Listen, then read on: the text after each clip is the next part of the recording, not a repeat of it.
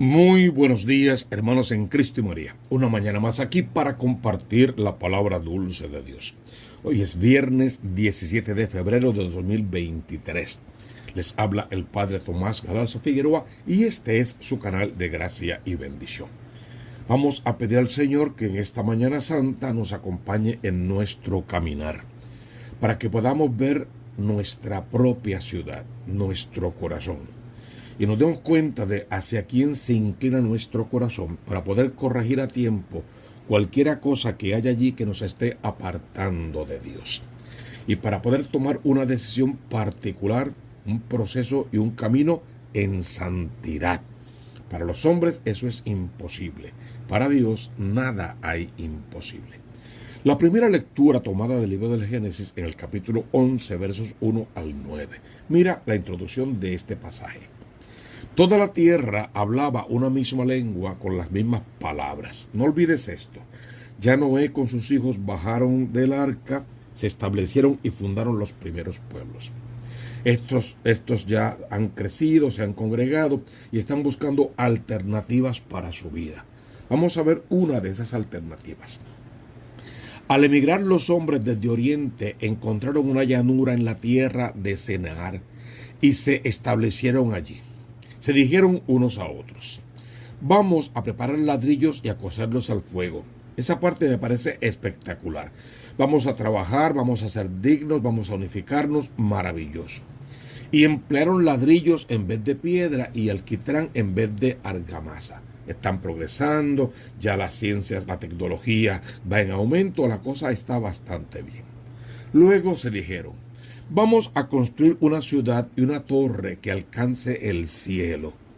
Aquí comienza un poquito un problema. Vamos a construir una torre que alcance el cielo. Una ciudad, no lo dice, pero una ciudad poderosa. ¿Para qué queremos esta ciudad y esta torre? Para hacernos un nombre.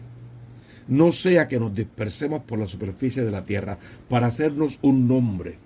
Pero espérate, no hay otro nombre dado a los hombres. Solo el nombre de Dios, el nombre de Jesús, que está por encima de todo otro nombre. Y ese nombre, toda rodilla debe doblarse en el cielo, en la tierra, en el abismo. Y toda lengua debe proclamar: Jesucristo es Señor, para gloria de Dios Padre. Allí hay un peligro ya en el corazón de aquella ciudad.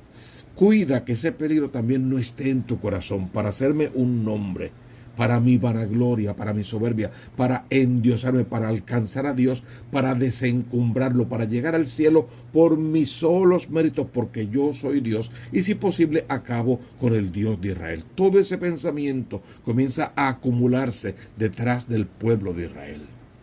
Por lo tanto, el Señor, que ama a ese pueblo, que prometió cuidarlo y protegerlo aunque fuera de ellos mismos, bajó a ver la ciudad y la torre que estaban construyendo los hombres, y el Señor dijo: puesto que son un solo pueblo con una sola lengua, y esto no es más que el comienzo de su actividad.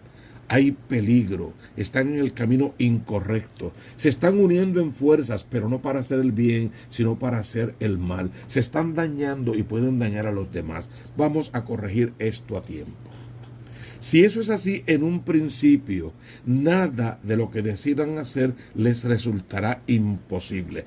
Serán capaces igual de hacer el bien con todas sus fuerzas, pero están camino hacia el mal y lo harán igual con todas sus fuerzas.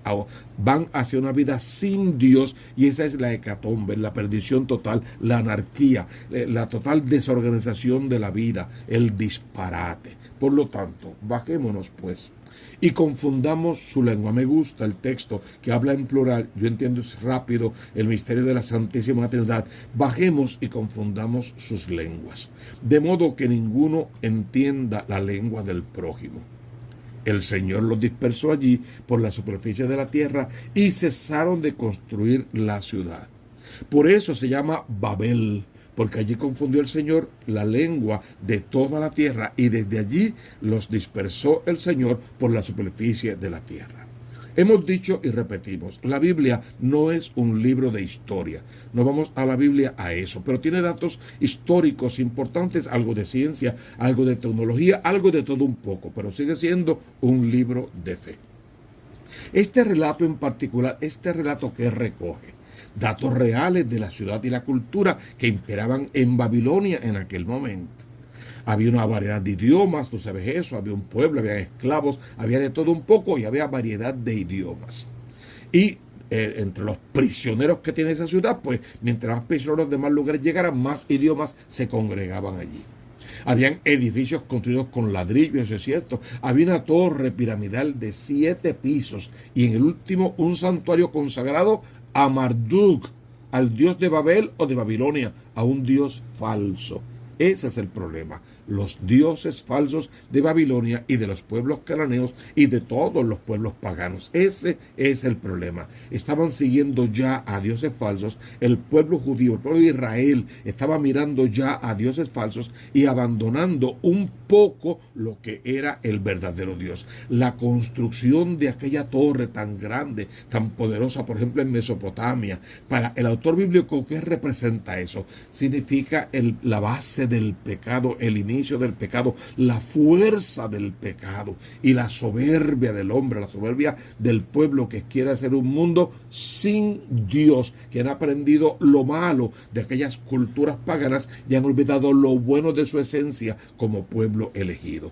Por lo tanto, es un llamado para ti lo que esta primera lectura tiene, que examines bien tu corazón, que lo coloques sobre el altar y veas a quién tú le construyes la torre, para quién son tus fidelidades y tus lealtades, en quién tú crees de verdad y cómo se llama tu Dios. Y si descubro que mi Dios soy yo mismo, o tengo alguna persona en el lugar de Dios, o mi cuenta de banco, o mi trabajo, o mi carro último modelo, o mi propia soberbia, yo estoy en un camino de perdición, construyendo una ciudad de perdición y una torre que no me llevará a Dios, sino por el contrario me aparta del Dios verdadero y me conduce a la adoración de dioses falsos. Tenemos que salir de ahí lo antes posible para poder aprender a vivir en santidad.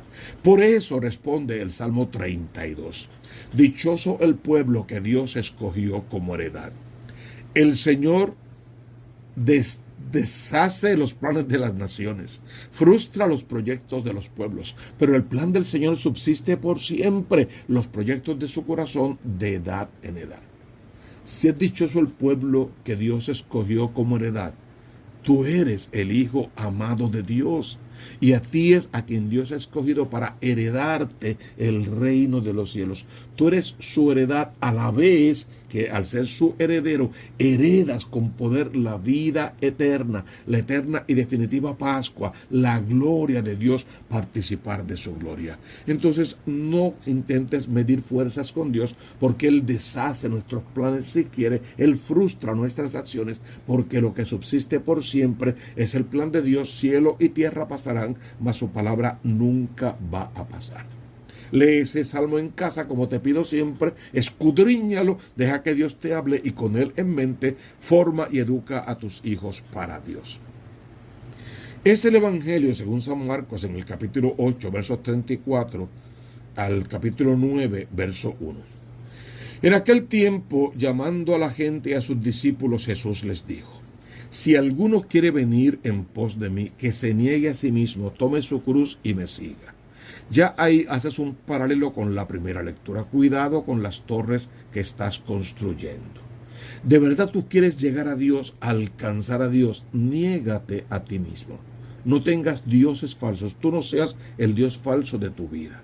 No es que no te ames, no es que no te respetes, no es que no te cuides, no es que no busques lo mejor para ti y lo trabajes de esa manera. Es que haciendo todo eso jamás pongas nada sobre el nombre de Dios.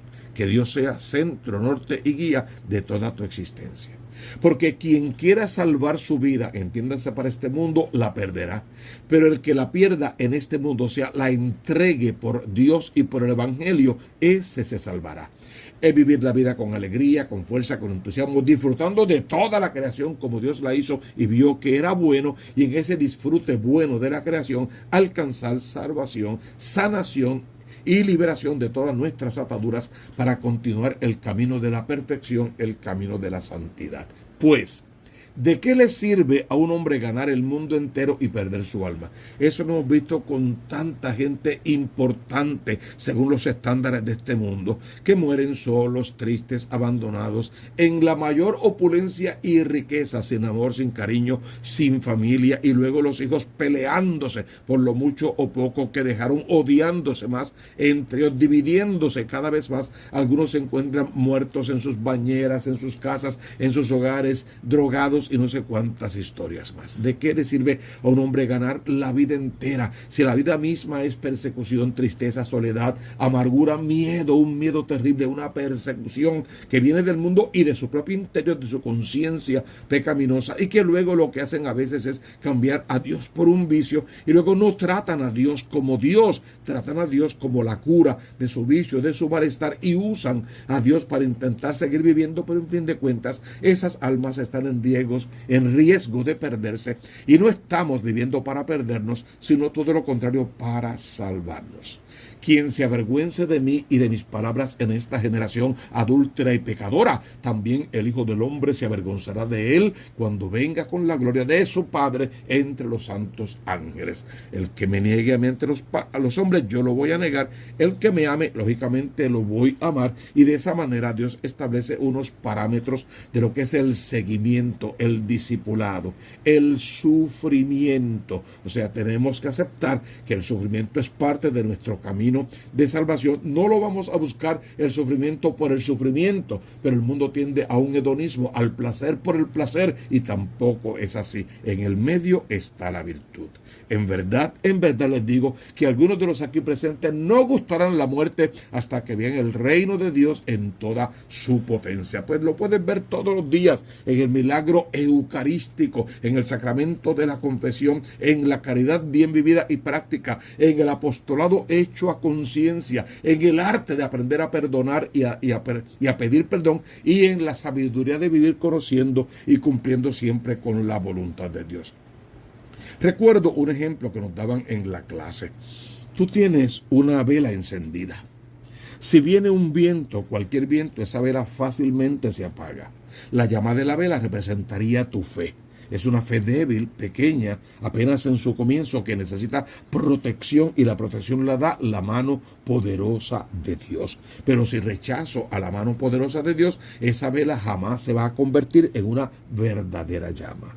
En cambio, tengo un bosque y se encienda con una llama muy grande, muy potente, y viene el viento que representa ya el sufrimiento que apagó la velita por falta de fuerza. Ese viento sopla sobre un bosque encendido, y ¿qué hace? Lo incendia más, propaga el fuego por todas partes. Que así sea tu fe, como un fuego abrasador que devora todo, purifica todo lo que no viene de Dios, y hace crecer tu amor, tu servicio, tu paz interior, tu alegría de ser católico, cristiano práctico, y de vivir como Cristo vivió, pasando por el mundo tal como Él pasó. Señor, enciende la llama de la fe en nuestro corazón, que tiene que comenzar siendo la llama de una velita cualquiera, pero luego tiene que pasar a ser esa llama que arde frente al sagrario, que nunca se apaga, y cuando está a punto de apagarse, siempre viene una mano que la va a sustituir por otra, y comienza de nuevo la verdadera fe y la verdadera llama, hasta que incendie el bosque completo de nuestros hogares, de nuestras parroquias, de nuestras comunidades, nuestras ciudades y del mundo entero. Que nos abrace el fuego del amor de Dios, para que el sufrimiento purificador nos conduzca hacia Dios y no nos aparte por miedo y por desesperación del amor que Cristo nos tiene prometido, sino que podamos alcanzar la vida eterna. Deja que el Señor te abrace en esta mañana santa y te diga al corazón que tú eres su Hijo amado y que Él te está engendrando en este momento. Busca primero el reino de Dios con su justicia, y todo lo demás vendrá por añadidura. Suscríbete por favor a este canal Tomás Galarza Figueroa y al canal de la Diócesis. Faltan más suscriptores, los necesitamos para seguir evangelizando. Compártelo por favor, invita a tus amigos y hermanos, a tus familiares y a todos los contactos que tengas en las redes sociales, para que sean parte, se suscriban a este grupo, aprendan de la palabra y nos ayuden a evangelizar. También vas a dejar tus intenciones de la misa. Las necesitamos para seguir orando juntos, y tus comentarios y sugerencias para poder mejorar nuestro canal. Y te pido por favor en este momento que abras tus brazos al cielo, alabes, bendigas, glorifiques, adores al Dios que vive, para que desde lo alto reciba su bendición en el nombre del Padre y del Hijo y del Espíritu Santo. Amén, amén y amén.